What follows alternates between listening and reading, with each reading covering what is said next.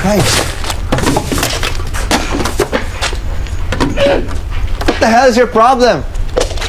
Tigbe-benting fries, fried chicken, burger, milk tea, 3 pizza, onion rings at cheese sticks para sa'yo lahat yun, ha? I don't know what you're talking about. Gago ka eh. Gago ka, alam ko naman pinagdidiskatan niyo ako eh. O sige! Sige, batuhin niyo ako ng pagkain! Batuhin niyo ako ng basura! Kahit ilang beses niyo pa ako bigyan ng diarrhea, wala akong pakialam! Pero wag niyo naman idama yung trabaho ko. Kaya ko yun, naulanan ako. Pero yung 10,000, Deb, na kailangan ko bayaran dahil dyan sa lecheng prank niyo yan. Paggamot yun ng lola ko eh.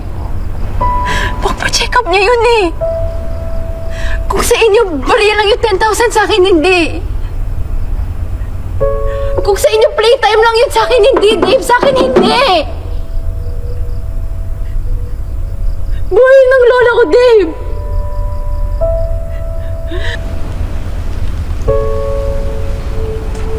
Sorry, Max. I didn't know. Orders complete, sir.